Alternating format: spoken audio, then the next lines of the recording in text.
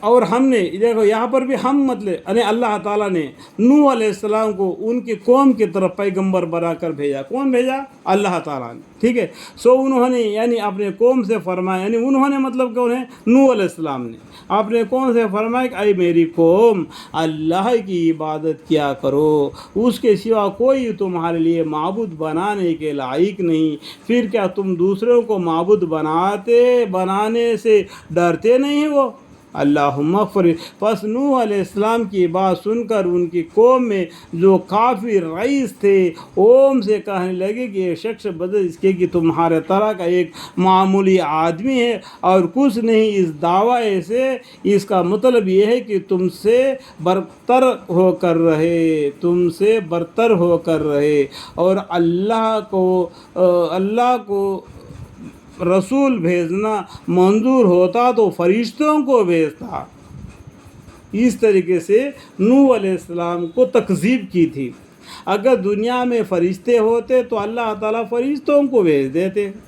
اگر دنیا میں انسان ہے تو اللہ تعالیٰ نے انسانوں میں سے انسان کو منتخب فرما لیا، ان کے اوپر رسول اور نبی بنا کر، اور ان کو کتابیں اور روشن کتابیں اور صحفے اور اللہ کے طرف سے حکام ان کو پہنچا دیے. تو یہ الٹے تکذیب کرتے ہیں. منظور ہوتا تو فرشتوں کو بھیج دیتے. اگر دنیا میں فرشتے آتے تو کام ختم ہو جاتا، فیصلہ ہو جاتا. اگر دنیا میں فرشتے آتے، یہ بات ان کو تو معلوم نہیں.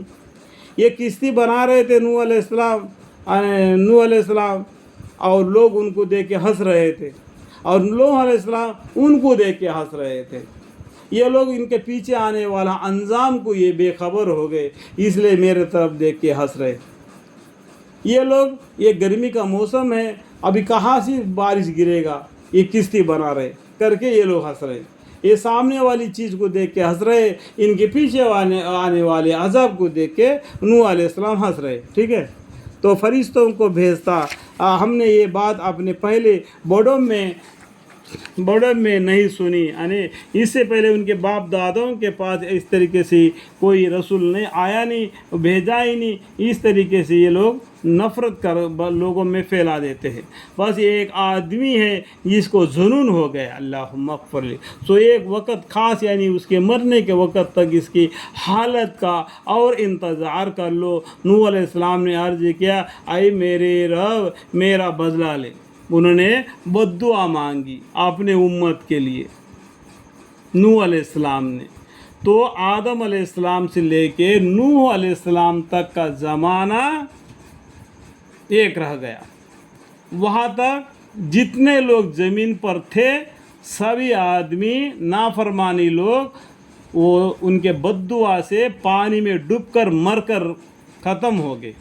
اور نوح علیہ السلام نے جو کشتی بنائی اس کے اندر ایک مرد ایک عورت کو انہوں نے ہر جانور کو اس کشتی میں چڑھا لیا، اور اس سے دوبارہ دنیا آباد ہو گئی. اس کا مطلب کیا ہے؟ نوح علیہ السلام کے زمانے میں اللہ تعالیٰ نے اس زمین کو صاف کر دیا، دوبارہ اس میں فساد مت پھیلاؤ. سمجھ گئے بات؟ نوح علیہ السلام نے عرض کیا، اے میرے رب میرا بدلہ لے، بوجھ اس کے کہ انہوں نے مجھ کو جھٹلایا. اللہم اغفر لی، اللہم اغفر لی.